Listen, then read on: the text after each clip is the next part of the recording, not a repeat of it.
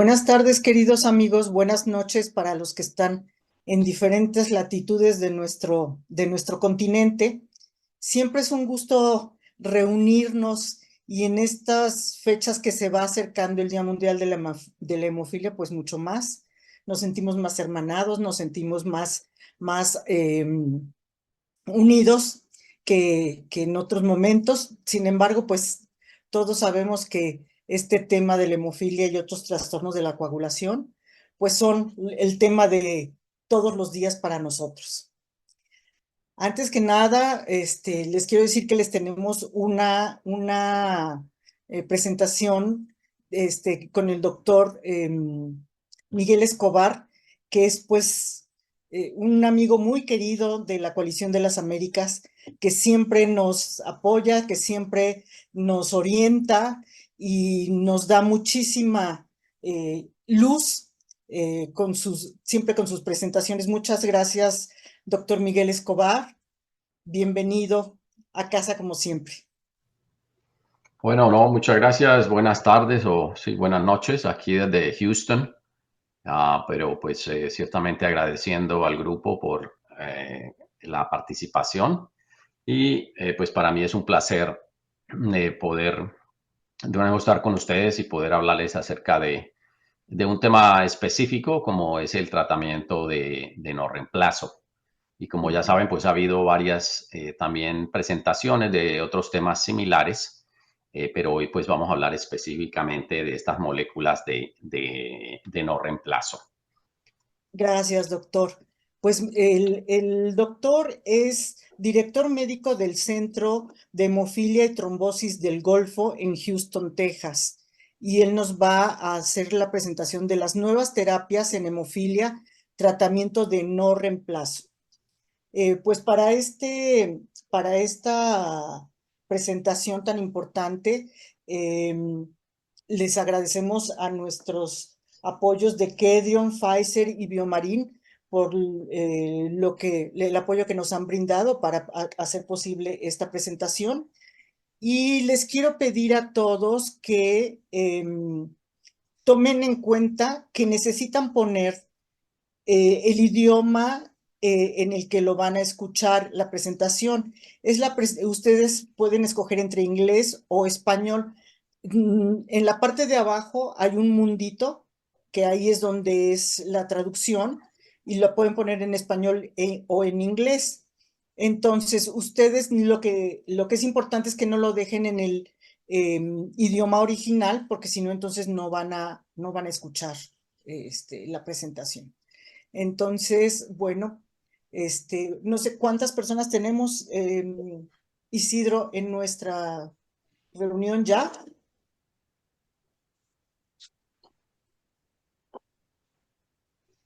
Tenemos 28 personas. Bueno, pues vamos a dar inicio. Doctor Escobar, pues muchísimas gracias. Adelante, por favor, con su importantísimo tema. Bueno, muchas gracias. Como mencionamos, entonces vamos a hablar acerca de lo que es el tratamiento de no reemplazo. Estos son mis conflictos de interés y los de la universidad. Entonces yo creo que sí, es importante empezar por realmente mirar cuáles son los avances realmente que se han hecho en los últimos años, ¿no? Porque son realmente muy importantes lo que ha ocurrido desde el punto de vista del manejo de la hemofilia en estos últimos 10 años. Y como vemos aquí, pues salieron lo que fueron primero los factores de larga duración, que va a ser una charla aparte también que se les va a proporcionar. Las moléculas de no reemplazo, que son las que vamos a hablar hoy. También estamos ahora utilizando lo que es el ultrasonido para la evaluación de las articulaciones en muchos de sus centros. Tenemos un nuevo agente puente, un nuevo factor 7A recombinante que ha salido también en los próximos años, en los poquitos años pasados. Tenemos un factor 8 porcino también que ha sido desarrollado. Y pues ciertamente hemos llegado a lo que se llama también la terapia génica, ¿no? Que es otro de los temas también que se va a proporcionar en otro día, también para hablar acerca de lo que es la hemofilia. Ahora aquí podemos ver ese desarrollo histórico de lo que ha ocurrido desde ¿no? Desde los años 50, donde pues muchos de ustedes saben, se utilizó lo que era el plasma, el crío, y poco a poco pues hemos avanzado hasta ahora el 2017, donde se aprueba la primera molécula de terapia de no reemplazo. Esto se aprobó primero aquí en los Estados Unidos. Y ya, pues, ustedes conocen, muchos de ustedes, la molécula del emicizumab, que ya se está utilizando en muchísimos países a nivel mundial, pues que se puede decir que es una molécula extremadamente segura y puede ser muy efectiva en muchos de los pacientes cuando se utiliza para la prevención, ¿no? Y esto es una molécula que solo se utiliza para la hemofilia A. Ahora, pues siempre vamos a tener algunos temas que son de discusión, ¿no? Y temas de pronto que son un poco menos desarrollados por muchas razones. Desafortunadamente, pues no hay una equidad desde el punto de vista de atención y de tratamiento cuando miramos los diferentes países a nivel mundial. Eso es uno de los dilemas más grandes que hay en este momento, porque pues la mayoría de las personas realmente que no están recibiendo tratamiento es en el área, lo que es Asia, lo que es África, India, que es donde la mayoría de la población está. Y desafortunadamente, pues no hay la disponibilidad por muchas razones de que estas personas no tengan un tratamiento adecuado. Ahora, otra de las áreas de dilema es la profilaxis, no tanto porque el dilema no está en que la profilaxis no sea aprobada o que la profilaxis no es lo indicado. La profilaxis es el tratamiento estándar para cualquier persona que tenga un fenotipo severo, sino de nuevo es la disponibilidad de la profilaxis. Ese es el problema que tenemos en nuestros países muchas veces, porque puede que la aprueben para algunas poblaciones, no para otras, algunas edades. Entonces, esta es la parte que también tenemos un poco de dificultad.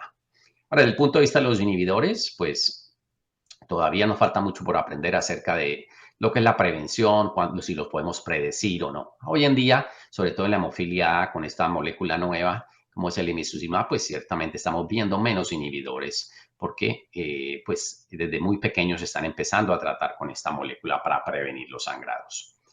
El tratamiento de inhibidores también, pues tenemos solamente los agentes bypass. Como mencioné, hay un agente bypass, un factor 7A nuevo, que ha sido probado en los últimos años también, pero pues funciona de una forma muy similar al que ya teníamos en el mercado. Ahora, lo que es la prevención de la artropatía, sabemos que ciertamente la profilaxis es el tratamiento indicado, pero todavía hay muchas cosas que no sabemos mucho acerca de la artropatía y sobre todo en estas moléculas nuevas, si realmente estamos previniendo la artropatía o no. Bueno, aquellas personas que ya tenían un daño, si se empiezan en estas moléculas, ¿qué va a pasar en los 5 o 10 años que siguen? ¿No? Es algo que en este momento lo estamos estudiando. Y pues ciertamente el costo, ¿no es cierto? Esto va a ser algo que va a ser siempre muy debatido porque hay también mucha variabilidad desde el punto de vista de costo de todas estas moléculas. Entonces, esto simplemente es como un abrebocas para ver que todavía pues tenemos algo de temas que son un poco controvertidos y que pues va a haber gran variabilidad entre un país y otro. Entonces, ¿cuál es la meta de la hemofilia? La meta de la hemofilia es poder llegar a un estado de equilibrio, lo que llamamos hoy en día, ¿no es cierto? Donde si miramos, por ejemplo, lo que son la meta de nuestros pacientes o la meta del individuo que tiene hemofilia, bien sea el hombre o la mujer, y la meta del médico tratante o del equipo multidisciplinario. Yo creo que al final va a ser una meta igual, que sería lo ideal, la cura de la hemofilia, ¿no es cierto? Pero pues tenemos que ver lo que de nuevo hablaba yo, lo que era la equidad en la salud y lo que quisiéramos llegar a esa cura funcional, ¿no es cierto? Donde lo ideal es que puedan llegar a tener lo que llamamos una hemostasis normal, o sea, una coagulación normal. Entonces yo creo que poco a poco nos hemos ido moviendo en esa dirección. ¿Me entiende? Al principio pues se daba el factor simplemente cuando el paciente sangraba. Hoy en día ya estamos previniendo esos sangrados. Como ustedes ven en esta gráfica, en los 70 empezamos con los factores de vida media estándar, donde dábamos el tratamiento día por medio, 2, 3 veces por semana. Luego ya a nivel, en el 14 salió ya los factores de vida media extendida, en el 17 salió la terapia de no reemplazo y hoy en día ya tenemos la terapia génica aprobada en muchos países. ¿Y qué es esto? Simplemente que la persona ya está haciendo su propio factor y mantiene un nivel constante. Ya no son esos picos y esas mesetas, sino que ahora ya estamos hablando de niveles mucho más altos de factor constantemente. Entonces, ese donde queremos llegar, a ese balance hemostático, donde pues en un momento dado la persona ya no tenga que preocuparse realmente de cuánto está produciendo o de inyectarse o no inyectarse porque está produciendo constantemente. Entonces, una del área también que de pronto todavía es un poco controvertida es cuál es el nivel mínimo que necesitamos para prevenir los sangrados. O sea, cuál es ese nivel mínimo que se requiere, por ejemplo, para una persona que tiene su vida diaria, de que salga a su escuela, salga a su trabajo, vaya a sus actividades, salga a hacer ejercicio. ¿Cuál es ese nivel mínimo que lo va a prevenir el sangrado? Y realmente pues no conocemos realmente específicamente cuál es ese nivel. Tenemos alguna idea basado en los estudios que se han hecho, ¿no es cierto? Pero sabemos que entre más alto nivel, mejor, ¿no es cierto? Antes hablábamos acerca del 1%. Hoy estamos hablando de niveles por encima del 15% o 20%, ¿no es cierto? Para poder tener de pronto una vida completamente libre de sangrados. Y allá es la meta que queremos nosotros llegar, ¿no es cierto? Entonces, hoy en día todavía seguimos haciendo este tipo de tratamiento, ¿no es cierto? Dependiendo de la actividad, dependiendo de la circunstancia, pues habría que aumentar o tener el nivel más bajo, ¿no es cierto? Una persona que esté descansando, que esté durmiendo, pues posiblemente requiere niveles muy bajos, aunque pues ocurren sangrados espontáneos. Pero si alguien que está haciendo ejercicio o algún tipo de actividad, pues ciertamente se va a requerir un poco de nivel mucho más alto para prevenir los sangrados. Porque lo importante aquí es la prevención, ¿no es cierto? El hecho de que tenga hemofilia no quiere decir que tenga que estar sangrando. Eso es algo que también tenemos que nosotros quitarnos de la mente, de que porque la persona tiene hemofilia es normal que sangre. No, no debería ser así. Mientras haya disponibilidad de tratamiento, la meta son 0 sangrados, ¿no? Entonces, esa es la meta que debemos tratar de llegar todos. Entonces, de nuevo, ese nivel del 1% que antes aceptamos, ya no lo estamos aceptando. Ya lo vemos hasta en las guías de la Federación de la Hemofilia, donde ese nivel de 1% que queríamos llegar no es realmente en este momento aceptable. Entonces, necesitamos niveles mucho más altos para que las personas con hemofilia realmente no estén sangrando. ¿Y cuál es ese nivel? Pues, desafortunadamente no sabemos exacto cuál es.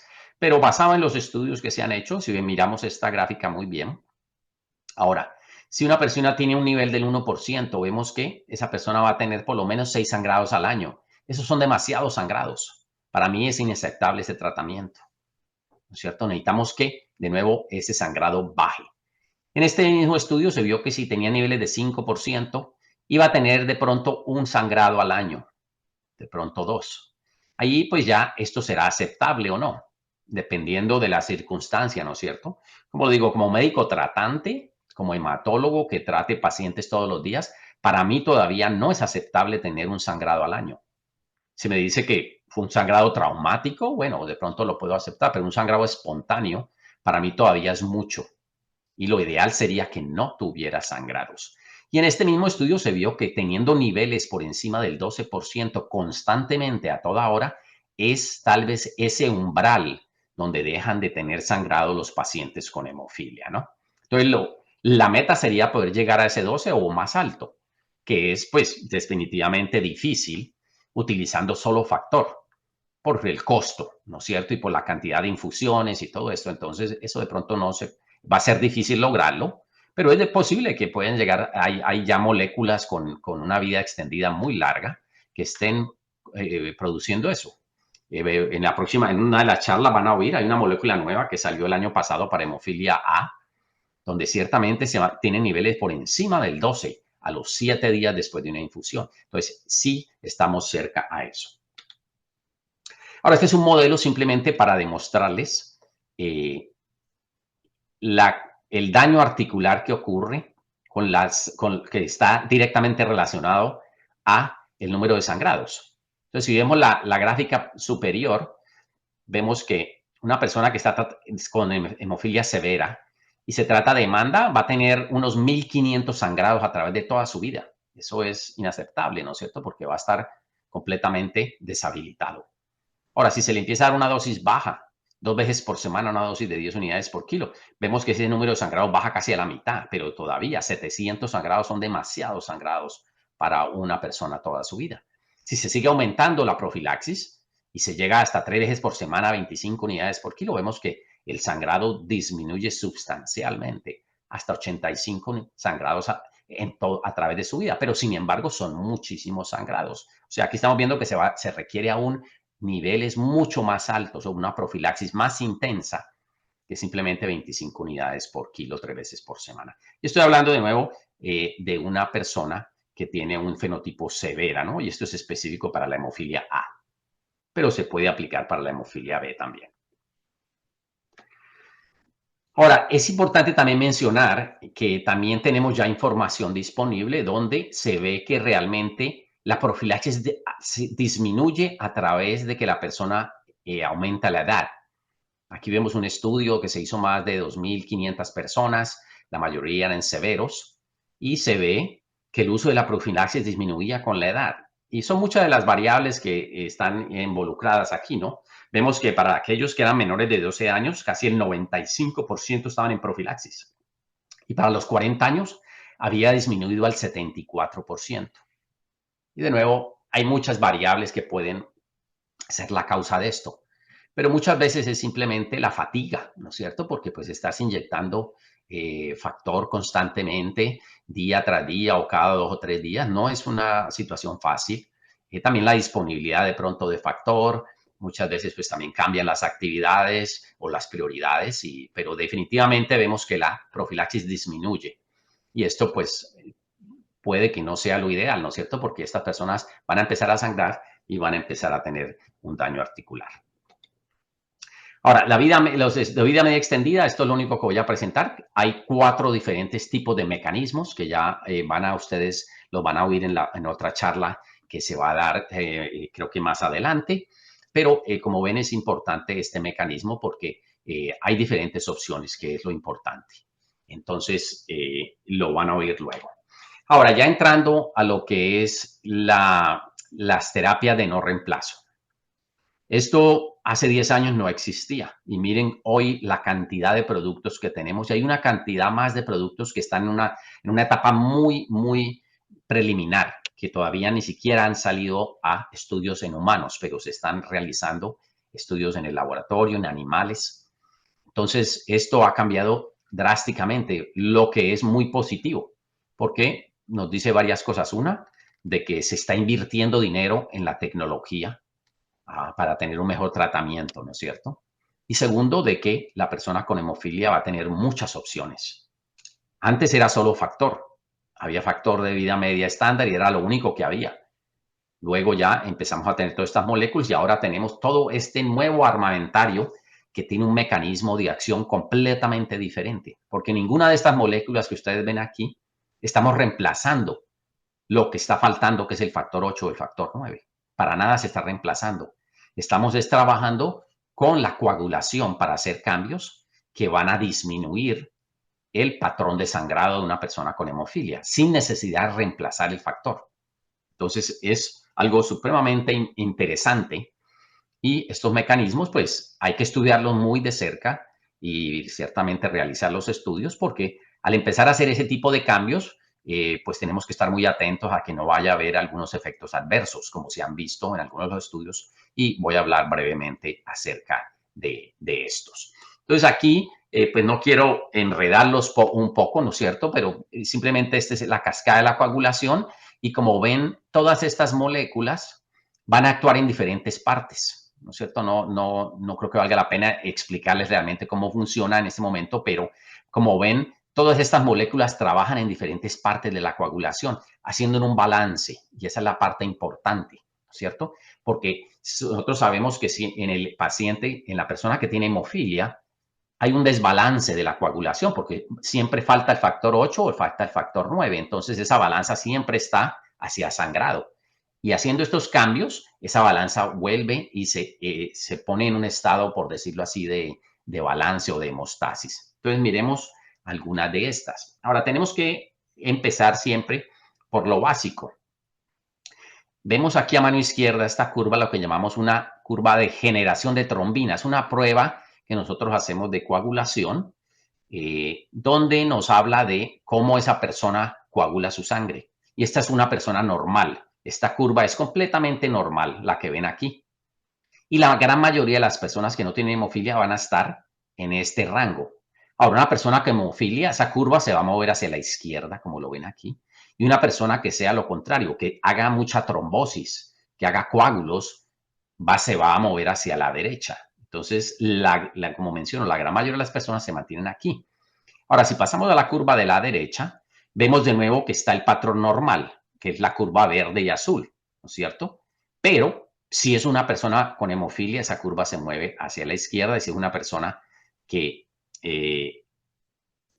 una persona con hemofilia se va a mover hacia la derecha porque no coagula, y una persona que esté produciendo demasiado factor o que esté haciendo trombosis, esa curva se va a mover a la derecha, en este caso aquí, ¿no? Entonces, de nuevo, es importante encontrar ese balance, donde no vamos a ir mucho para un lado o para el otro. Y aquí es cuando estas moléculas son importantes hacer una valoración muy, muy detallada.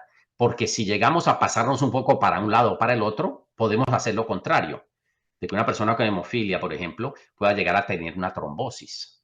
Entonces, esa es la parte que es un poco complicada, pero para eso es que realmente se hacen los estudios de coagulación. Estos estudios con todas estas moléculas, y un estudio de esto puede durar casi 10 años, desde el momento que sale hasta el momento que termina. Son 10 años de estudios que se tienen que hacer para que llegue a ser aprobada. Y es más, la mayoría de las moléculas que salen no son aprobadas. Un porcentaje que se aprueban por las agencias reguladoras son realmente pocas las moléculas, porque muchas de ellas, por este mismo mecanismo de que hay que estar mirando cuál es la mejor acción, la mejor dosis, todo eso, tienen demasiados efectos adversos y no son aprobadas por las agencias reguladoras. Entonces, por eso es importante, de nuevo, la realización de estos estudios clínicos.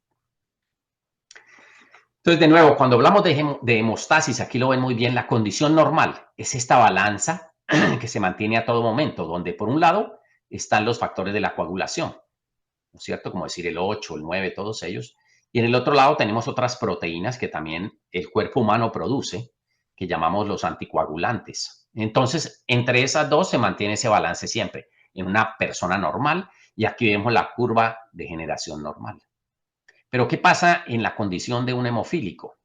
Una persona con hemofilia, esa balanza inmediatamente se pasa hacia el otro lado, ¿no? Porque no hay factor 8 o no hay factor 9, entonces los agentes anticoagulantes, por decirlo así, tienen más peso, y por eso es que la persona realmente sangra.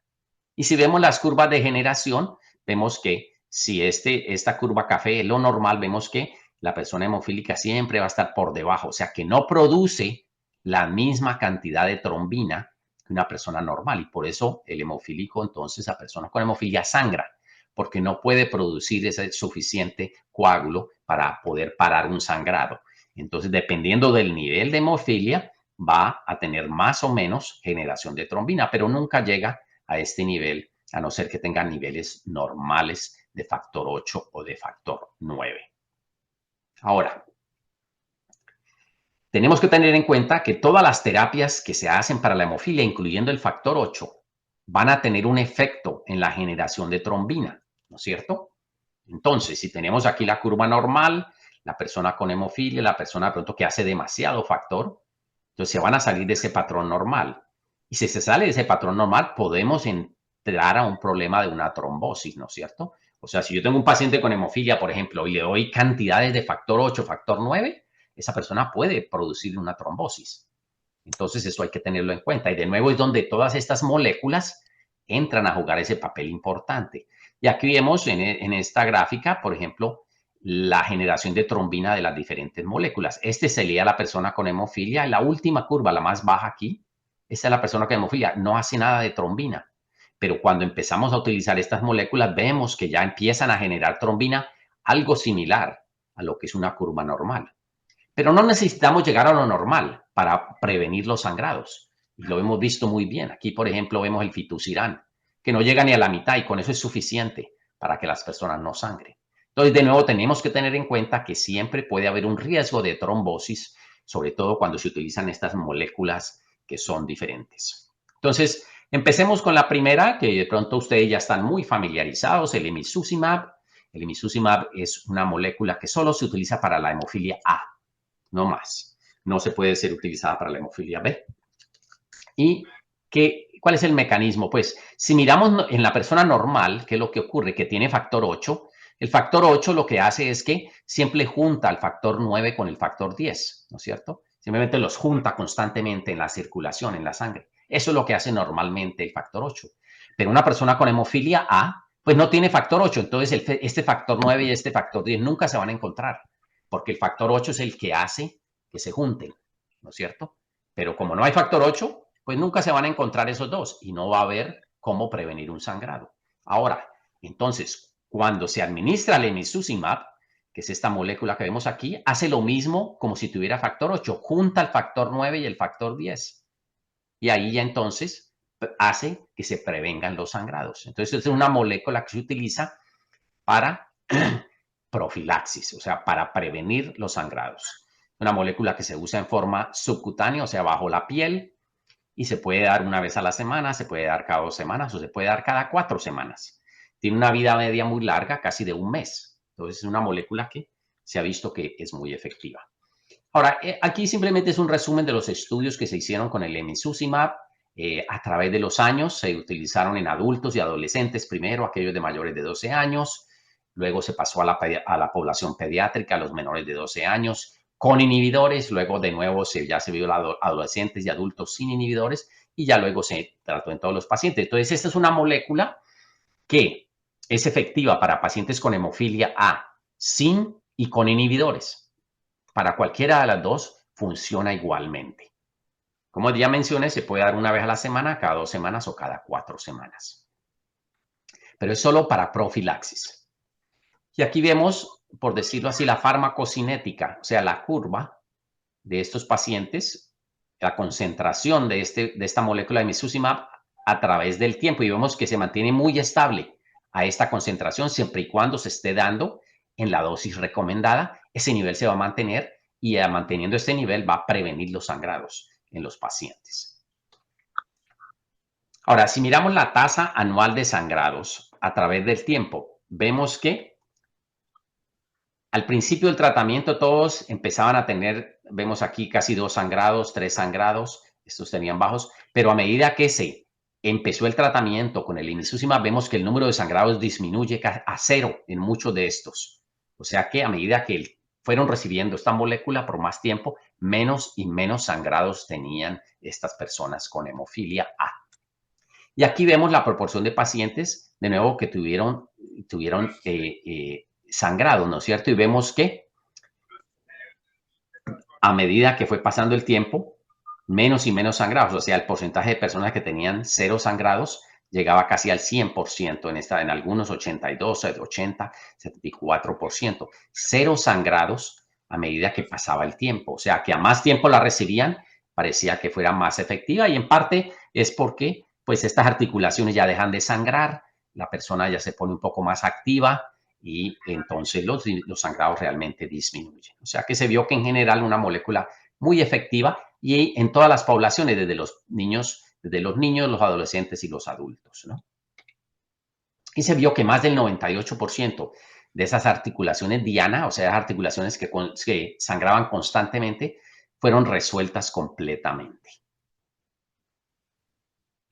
Entonces, para resumir estos estudios clínicos con el emicizumab, aquí vemos los 4 estudios, vemos que había una reducción a veces hasta del 96 o 97% del número de sangrados. O sea, los pacientes estaban teniendo 0 sangrados en un porcentaje de ellos, o se disminuía sustancialmente la cantidad de sangrados que ellos tenían cuando se comparaban, por ejemplo, con el tratamiento previo al estudio clínico. Ahora, ya mencioné, esta es una molécula que se está utilizando en muchísimos países hoy en día y que se ha visto que es muy efectiva. Ahora, con esta molécula, pues siempre hay que estar pendiente de lo que son los efectos adversos. ¿Qué efectos adversos se encontraron con esta molécula? Pues primero que todo se encontraron 5 casos, de trombosis, ¿no es cierto? Hubo 3 casos de lo que llamamos la microangiopatía trombótica y 2 casos de otra trombosis. Y lo que se vio rápidamente fue que fueron en pacientes con inhibidores que estaban utilizando el complejo protrombínico activado. Es un tratamiento que se le da específicamente a los inhibidores cuando sangran Y entonces cuando esto se reconoció, ya se dejó de utilizar esta molécula y ya no se volvió a ver ningún otro tipo de evento de trombosis en esta población. O sea que se vio que era directamente relacionado a la combinación del emicizumab con el complejo protrombótico. Ahora, ha habido unos cuantos casos donde los pacientes han desarrollado inhibidores contra la molécula, contra el emicizumab, pero es un número muy pequeño. Creo que hasta hoy hay 5 casos de pronto que se han reportado a nivel mundial, pero después de miles y miles de dosis. O sea que es extremadamente raro que una persona desarrolle un anticuerpo específico contra la droga. Y hubo un caso de un problema de un niño que tuvo un problema con un riñón, pero realmente es lo único que se ha reportado hasta hoy en día con la utilización de esta molécula. O sea que en general es una molécula extremadamente segura. Entonces, ahora la otra molécula que está en desarrollo, que está en estudios clínicos, se llama el MIM8 o MIM8. Esto de nuevo es otra molécula muy similar al emicizumab. ¿Okay? Es una molécula que también se da bajo la piel. Es una molécula que también tiene una vida media bastante larga. Y ya estamos haciendo estudios ya están en fase 2 y fase 3 en la utilización de esta molécula también. Ahora, esta molécula parece ser que es mucho más potente que el emicizumab. Tiene mayor potencia uniendo ese factor 9 y ese factor 10, mucho más fuerte. Y la concentración, parece que se necesitan concentraciones mucho menores para tener un efecto similar al emicizumab, ¿no? Entonces, estamos viendo los estudios en este momento y hasta ahora todo se ve muy seguro y muy efectivo, pero todavía faltan unos años todavía de estudios para ver cuándo esta molécula puede llegar a salir al mercado, pero es una molécula que tiene el mismo mecanismo que tiene el emicizumab, ¿no? Entonces, de nuevo, algo muy prometedor también, pero pues tenemos que esperar los estudios clínicos para ver realmente, pues cómo la vamos a utilizar, pero se ve que es ciertamente mucho más potente que el emicizumab como tal. Pero todavía no ha sido aprobada esta molécula. Ahora, otra molécula que tiene un mecanismo también un poco diferente, lo que llamamos el fitusiran. Esto lo que hace es que inhibe una de estas proteínas anticoagulantes, inhibe la antitrombina, que es una proteína que también ayuda al balanceo, ¿no? Como ya mencioné, en la hemofilia, pues esta balanza se sale, ya no está en el estado normal, que sería y entonces este fitusiran actúa a este nivel de la anticoagulación. Esto también, lo bueno de esta molécula, a diferencia del emicizumab, la diferencia es que sirve para la hemofilia A y para la hemofilia B.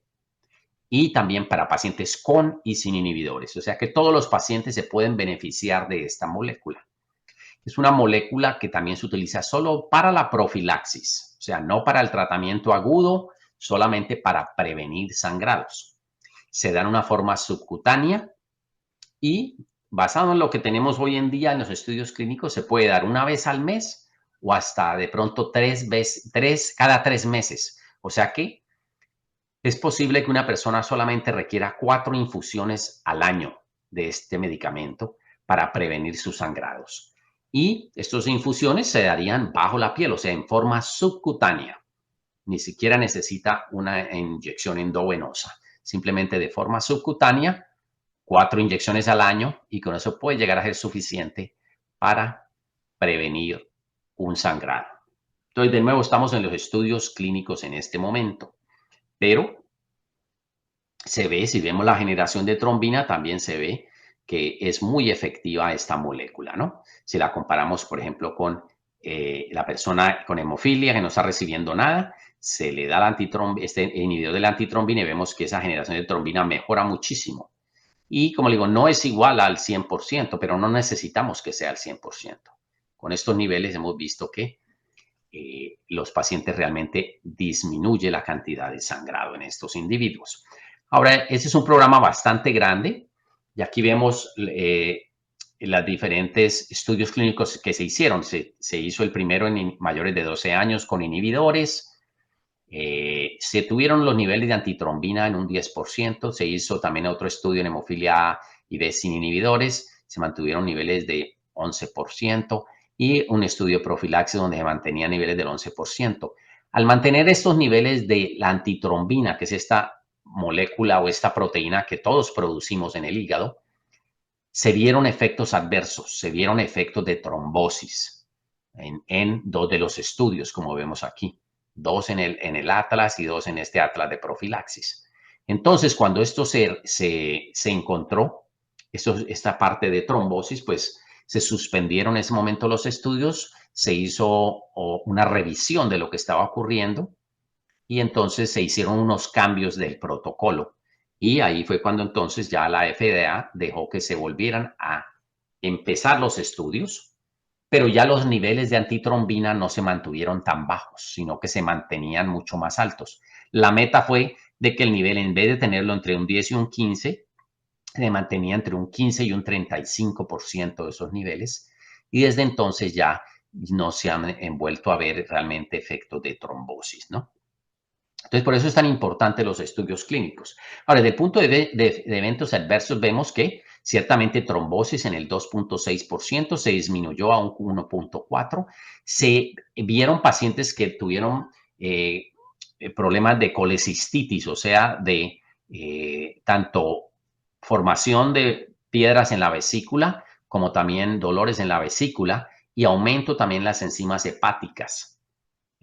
Pero al aumentar los niveles de antitrombina, esto disminuyó sustancialmente. El 16% de los pacientes habían desarrollado colecistitis, disminuyó a un 3.8%, y de las enzimas hepáticas también de un 20% bajó a un 3.5%. O sea, parece sí que había una relación directa entre mantener esos niveles tan bajos de antitrombina y el desarrollo de estos efectos adversos. Los estudios continúan en este momento, estamos todavía metiendo pacientes en los estudios y pues hay que esperar ya los resultados finales para ver si esta molécula se aprueba o no. De nuevo, es una molécula que sirve para la hemofilia A y la hemofilia B. Y aquí vemos los resultados, los últimos resultados que se acaban de presentar a principios de año. Aquí vemos la tasa anual de sangrado espontánea de estos pacientes. Vemos que es demasiado baja, más o menos 1.9, casi 2 sangrados al año solamente, pacientes con y sin inhibidores recibiendo esta molécula. Y la tasa anual de sangrados articular también es extremadamente baja, entre 1 y 2, 1.9 y 2, para un total de 1.9 sangrados al año, que es extremadamente baja con esta molécula. Entonces yo creo que es de nuevo una molécula muy prometedora, que pues estamos esperando los resultados ya de los estudios finales. Todavía estamos incluyendo pacientes en los estudios clínicos y esperar pues para ver ya las agencias reguladoras si aprueban o no esta molécula. De nuevo, es una molécula efectiva tanto para la hemofilia A y la hemofilia B con y sin inhibidores. Esta es una molécula que se están haciendo estudios en muchas partes del mundo, incluyendo en México. Hay estudios con esta molécula de fitusiran. Para la otra molécula también que está en estudios clínicos se llama el martazimab. Es una molécula que tiene también un mecanismo de acción algo diferente porque no es de reemplazo. Esto simplemente lo que hace es que inhibe lo que llamamos la vía intrínseca del factor tisular. Es un mecanismo también de balanceo, pero también sirve para pacientes con hemofilia A y hemofilia B. Se dosifica una vez a la semana, se da bajo la piel también, y hasta hoy en día se ha visto que es muy efectiva. No ha habido realmente eventos trombóticos que se hayan descrito en el estudio todavía. Y como vemos, hay una gran disminución en lo que son la tasa de sangrados. Antes de que le dieran la droga y cuando se le está dando la droga, vemos que el número de sangrados también es extremadamente bajo. Y de nuevo se puede dar para pacientes con hemofilia A, hemofilia B, con y sin inhibidores. O sea que es una molécula también muy prometedora, pero pues tenemos que esperar ya los resultados de los estudios clínicos. Tenemos otra molécula también que se llama el concizumab. Esta molécula tiene un mecanismo de acción igual al anterior, inhibe la vía intrínseca del factor tisular, de nuevo produciendo cambios en esa balanza, y también se da bajo la piel.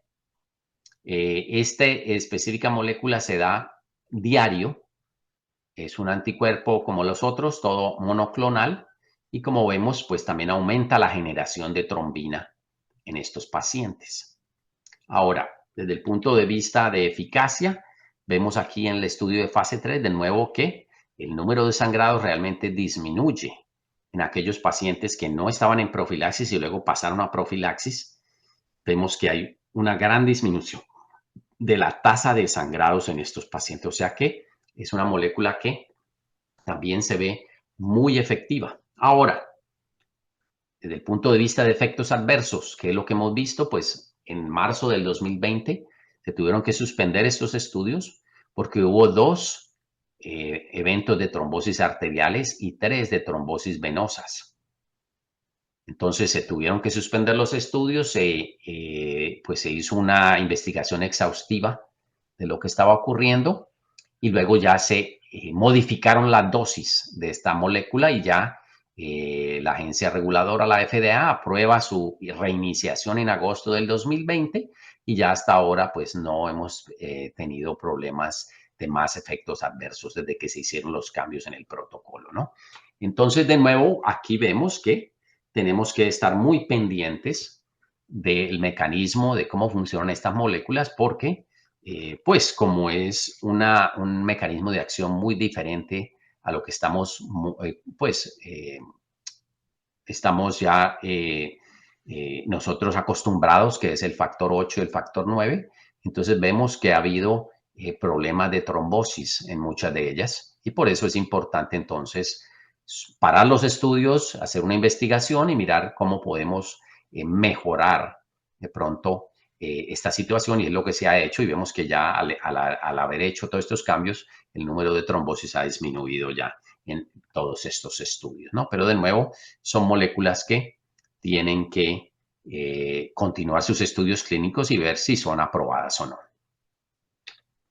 Ahora, la otra molécula que está, es tal vez de las que están un poco más principiante, ya estamos empezando a poner pacientes en este estudios, es la molécula que se llama la SERPIN-PC. Este tiene otro mecanismo diferente, es un inhibidor de la serina proteasa, o sea, inhibe la proteína C activada, que es otra molécula también que tiene que ver con el balanceo de la coagulación, ¿no? Entonces, esta también se da en forma subcutánea, bajo la piel. Se puede dar cada 1 a 2 semanas. Y los estudios hasta ahora se ven también muy promisorios. Ya lleva más o menos casi 3 años el estudio, donde hay muchísimos pacientes que ya han recibido. Y también es una molécula que sirve tanto para la hemofilia A como para la hemofilia B y para pacientes con inhibidores y sin inhibidores. Y vemos que por lo menos la información que tenemos hasta hoy en día es que la tasa de sangrados disminuye en un 96% de los pacientes. O sea que es extremadamente efectiva hasta hoy en día. Vemos que estos pacientes están teniendo un promedio de 1 sangrado al año nomás con esta molécula. Y reduce las articulaciones dianas en un 94%. O sea, también es otra molécula con un mecanismo de acción también muy diferente, pero también se ve que es bastante efectiva y pues hasta hoy en día se ve que es una molécula segura. Entonces, de nuevo, tenemos que continuar pues poniendo pacientes en los estudios y pues mirando muy detalladamente su efectividad y también su seguridad, ¿no? Que es algo que pues siempre estamos pendientes. Y a ver si de pronto pueda también llegar a ser aprobada en un momento dado. Entonces, como vemos aquí, pues realmente lo que yo diría, este es el principio de esta nueva era de los avances científicos, porque como vemos, hay una cantidad de diferentes opciones ahora. Y lo bueno es que se continúan haciendo los estudios, continúan sacando nuevas tecnologías que vamos a seguir viendo. Entonces, esto me parece importantísimo porque son nuevas opciones para la persona que tiene hemofilia, ¿no es cierto? Ya no necesariamente tiene que ser con factor 8 o factor 9. Ahora tenemos todas estas otras realmente posibilidades que muchas de estas pues van a llegar a ser aprobadas y se van a utilizar comercialmente, ¿no es cierto? Entonces yo creo que esto es lo que llamaríamos tal vez la era de oro que tenemos en este momento en la hemofilia, debido a la cantidad de opciones, a la cantidad de moléculas que en este momento están bajo estudios clínicos y que se ven extremadamente promisorias. Entonces espero que con esto pues les haya dado en general una información, ¿no? de lo que tenemos en este momento en los estudios, pero como menciono ya pues van a seguir apareciendo más moléculas para el manejo de la hemofilia. Entonces yo creo que podemos abrir para preguntas. Con gusto les puedo tratar de contestar en lo que más pueda. Muchas gracias, doctor. Pues sí, vamos a ver, Isidro, cuántas preguntas tiene por aquí. Qué gusto, qué buenas noticias nos da, doctor. Esta etapa de oro nos encanta porque creo que muchos estábamos esperando poderlo ver, poderlo vivir, y está llegando pues a ser una realidad ya, ¿verdad? Isidro, te doy la palabra para ver qué preguntas tienes por ahí. Gracias, Marta. Muchas gracias, doctor. Tenemos una consulta por acá de don Juan Montañez, él la realizó al momento de la inscripción, él es de Colombia, y pregunta que si una persona con trasplante de hígado es candidato para estos nuevos tratamientos y si es positiva la afirmación de si es posible migrar a otro país para obtenerlo. Sí, en todas estas estudios clínicos que se están realizando, pues las personas que participan se escogen en una forma muy didáctica, ¿no? Porque hay unos criterios de inclusión y de exclusión, y para muchas de ellas tienen que tener un hígado lo más cerca a lo normal. Entonces, si es una persona que quiere participar en los estudios, se le tienen que hacer estudios hepáticos, primero que todo estudios para estar seguro de que no hay una fibrosis, de que el hígado esté funcionando bien antes de que se incluya en alguno de estos estudios, ¿no? Entonces, yo no diría que no es un candidato, pero tienen que hacerle los estudios y estar seguro de que complete todos los criterios de inclusión para un estudio clínico, ¿no? Perfecto, gracias. Nos consulta si una persona recibe factor 8 y deja de utilizarlo por un tiempo, al retomar el tratamiento puede generarle anticuerpos. Es una pregunta muy interesante y pues yo diría que la persona con hemofilia, el desarrollo de anticuerpos o inhibidores, pues nunca va a ser cero, ¿no es cierto? Pero entre más expuesto esté al factor, las posibilidades de que desarrolle inhibidores son mucho menos, ¿no? Por ejemplo, si vemos un adulto que ha recibido factores de muy pequeño, ese adulto, las posibilidades de que desarrolle un inhibidor contra el factor 8 o 9 es extremadamente bajo, ¿no es cierto? Como si lo comparamos a un niño, un recién nacido, un niño de 1 año o 2, que se le empieza a dar factor, y sabemos que los inhibidores aparecen generalmente en las primeras 25 a 30 infusiones de factor 8, sobre todo. Ahí es el riesgo más alto. Y ya a medida que se expone más y más, entre más exposiciones tenga y no ha desarrollado inhibidor, las posibilidades de desarrollo inhibidor son mucho menores. Pero, habiendo dicho esto, también el riesgo nunca es de cero. Entonces, yo tengo adultos que han desarrollado inhibidores después de muchos años, ¿no es cierto? Pero es algo extremadamente raro y por eso es importante estar, pues siempre nosotros medimos los inhibidores en nuestros pacientes por lo menos una vez al año, ¿no es cierto? En nuestros pacientes.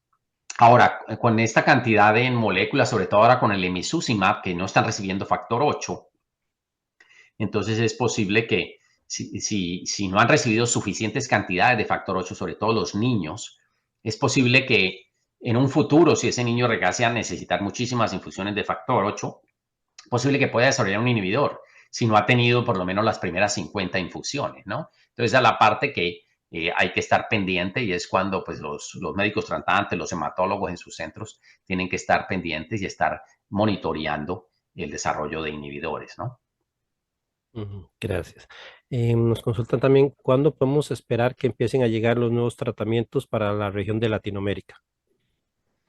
Sí, esta es una pregunta, pues diría yo, del millón, pero pues ustedes ven, por ejemplo, el emicizumab realmente llegó relativamente rápido una vez fue aprobado en Estados Unidos y Europa, ¿no es cierto?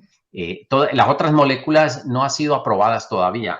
De estas, aquí hay una, el concizumab, ha sido aprobado en Canadá, pero solo para hemofilia B con inhibidores. Solamente es el único país en este momento que recientemente se aprobó. Pero una vez sea aprobada, por ejemplo, en Estados Unidos y Europa, generalmente ya, pues todo depende de la compañía que lo esté produciendo y a ver a qué país lo quieren llevar. Pero yo diría que no se debe demorar mucho porque estas moléculas, si son aprobadas, es porque pues son efectivas y ciertamente son seguras, ¿no? Perfecto. También nos consultan, me gustaría saber los cuidados que debe tener un paciente con hemofilia severo en cuanto a medicamentos de tratamiento. Quizás hay algún medicamento que no se le pueda administrar. Sí, pues generalmente pues a los pacientes que tienen cualquier deficiencia, pero pues si estamos hablando específicamente de la hemofilia A y B, lo importante es pues la prevención de sustancias como son, por ejemplo, la aspirina, sus derivados, eh, lo que son las moléculas como por ejemplo el ibuprofeno, todas estas que llamamos medicamentos no esteroideos pudieran también a veces producir un poco de sangrado en esas personas, entonces tratamos de evitarlos. Y algunas de las, es importante también medicinas naturales o estos suplementos que existen que pueden también llegar a producir sangrados, ¿no? Son medicamentos o son sustancias que se venden sin una fórmula y estas sustancias lo que hacen es que bloquean las plaquetas, entonces pueden aumentar el sangrado de los pacientes con hemofilia. Y estas moléculas son, por ejemplo, el turmérico, el curcumín, el ginkgo biloba, el ginseng. Estas moléculas, o suplementos pudieran llegar a veces a aumentar el sangrado en una persona que tiene hemofilia, ¿no? Porque produce un bloqueo también de las plaquetas. Entonces hay que tener un poco de cuidado con ese tipo de sustancias porque pueden llegar a tener problemas. Muy bien. Nos consultan si moléculas como el emicizumab son usadas solo para profilaxis o también pueden usarse para casos quirúrgicos. O sea, se utilizan para profilaxis, ¿no? Todas estas moléculas, pero ciertamente cuando llevamos pacientes a cirugía y están en esta molécula, los dejamos en esa molécula. Por ejemplo, el caso específico del emicizumab. Si es una cirugía pequeña, por ejemplo, una extracción de un diente o una biopsia de piel o algo así, generalmente con el emicizumab es suficiente. Si ya es una cirugía mayor, por decir un reemplazo de una rodilla o de pronto le van a sacar la vesícula o el apéndice, ya ese requiere que se le dé factor adicional, ¿no?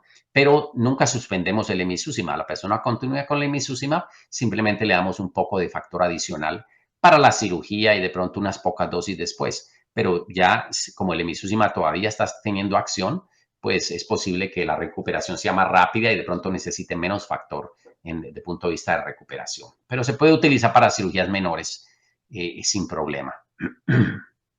Muy bien.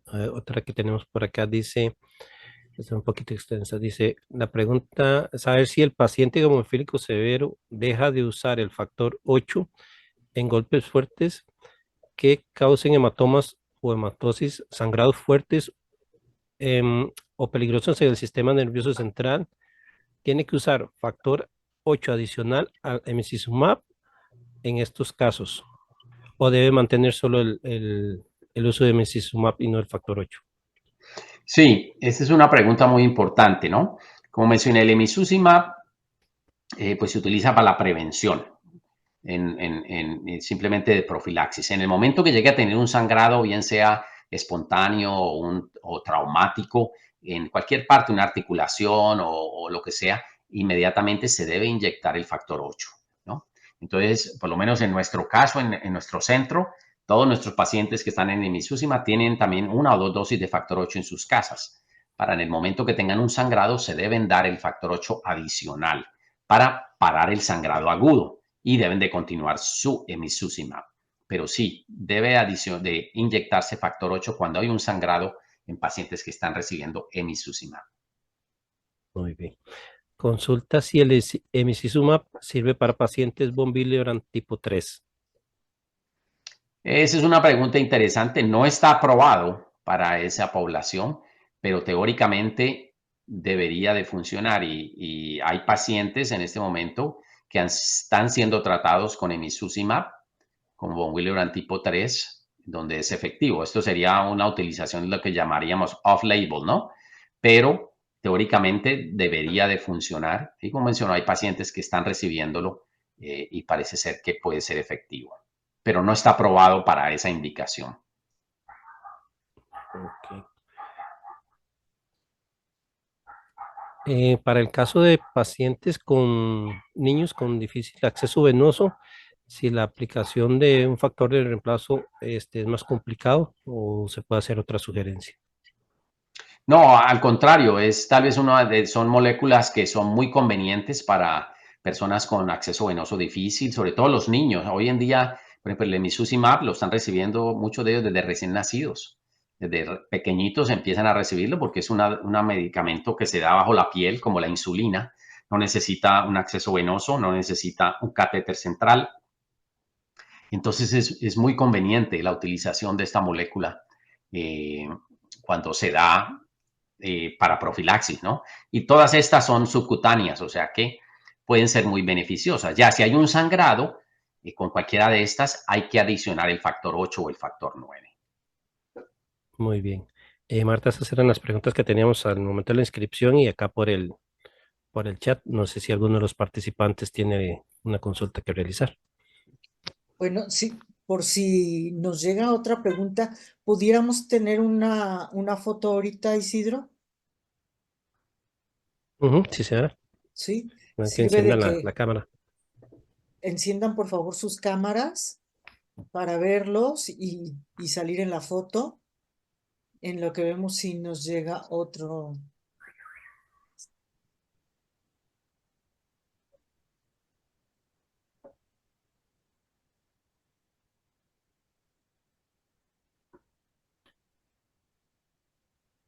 Ok, vamos a tomarlo.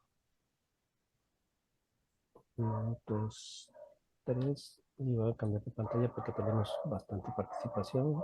Qué bueno, sí, sí, tenemos bastante participación. Es que el doctor Miguel Escobar siempre llena los auditorios. Y les quiero decir que el doctor Miguel Escobar actualmente es miembro médico del Comité Ejecutivo de la Federación Mundial de Hemofilia, con lo que nos sentimos pues muy, muy contentos y muy, muy cobijados, pero además con la buena noticia de que este año se vuelve a presentar para el mismo cargo, ¿verdad, doctor? Le deseamos mucho éxito. Sí, vamos a ver, pues de todo depende de las votaciones, ¿no? Como es por votación, pero sí, ¿no? Para mí sería un placer poder seguirlo representando, sobre todo a la población, hispana. Definitivamente sería para mí, pues, muy, muy grato poder hacer eso. Gracias. Ujú. Bueno. Brasil, vamos votar no senhor. Ok, Muy bien, gracias. muy bien. Bueno, pues creo que las preguntas que No, están llegando se están un poquito repitiendo. No sé si tú tienes alguna específica, Isidro. consultan, bueno, la que ingresó consulta si un paciente con hemofilia A severa y von Willebrand, ¿cuál de las moléculas le puede funcionar o al tener ambas condiciones no es Mi posible? mamá tampoco, pero digo que método hiciste para calcular X y Y. Sí, no, al tener hemofilia y von Willebrand, pues son casos un poco raros, pero existen, ¿no? Allí habría que ver qué nivel es lo que más tiene bajo, si tiene más bajo el von Willebrand o más bajo la hemofilia. No, si el nivel de factor 8 está supremamente bajo, pues de pronto una molécula como el emicizumab pudiera llegar a ser efectiva, ¿no? Si ya son los niveles de von Willebrand que están mucho más bajos, pues habría que ver si de pronto un factor de von Willebrand habría que servir, pero habría que mirar los niveles y la respuesta a las diferentes moléculas, ¿no? Doctor, ¿pudiera usted aclarar aquí? Hay una pregunta que dice que si alguno de estos tratamientos ayuda a reducir el inhibidor. Me parece que sí lo tocó, pero ojalá nos pudiera aclarar un poquito. Sí, estas moléculas pues no actúan en el inhibidor como tal, ¿no es cierto? Una persona, por ejemplo, con hemofilia A que tenga inhibidor y se le da emicizumab, pues definitivamente la gran mayoría dejan de sangrar, no se le está adicionando factor y es posible que ese inhibidor disminuya. En muchos de ellos desaparece, ¿no es cierto? O en algunos de ellos el inhibidor se queda muy bajo, pero en el momento que le administren factor 8 es posible que ese inhibidor vuelva, ¿no es cierto? Porque no se le ha hecho ningún tratamiento para el inhibidor. Para el inhibidor generalmente hacíamos lo que ustedes algunos conocen, la tolerancia inmune, que se hacía, ¿no es cierto? Y todavía la hacemos, pero como estamos viendo menos inhibidores, sobre todo por la utilización del emicizumab, entonces pues casi no lo estamos haciendo. Pero al momento de dar, bien sea el emicizumab o el fitusiran o el concizumab, que todas funcionan para los inhibidores, pues ese inhibidor no sigue siendo, por decirlo así, excitado con dándole más factor 8, ¿no es cierto? Entonces es posible que ese inhibidor desaparezca, pero no puede ser que vuelva a aparecer cuando se reexpone al factor 8 en un momento dado esa persona, ¿no? Muchas gracias, doctor. Bueno, pues creo que en general algunas preguntas se repiten un poquito, pero ya casi todas han sido contestadas. Pues doctor, le queremos dar las gracias en estas fechas en las que vamos a festejar el Día Mundial de la Hemofilia. A todos les mandamos un abrazo con mucho cariño, pues sintiéndonos todos parte de la misma familia. Y doctor, pues esperamos verlo pronto en el Congreso Mundial. A quienes van a ir, poderlos saludar ahí personalmente y como siempre agradecerle todos sus conocimientos y la manera tan clara como nos transmite toda la información y sobre todo pues estas buenas noticias. Les deseamos que tengan una buena noche a todos. Adelante, Bueno, doctor. no, con gusto. Pues para mí siempre es un placer poderles participar en sus eventos y pues sí, ojalá los podamos ver a los que más se puedan en Madrid ahora en el Congreso de la Federación Mundial.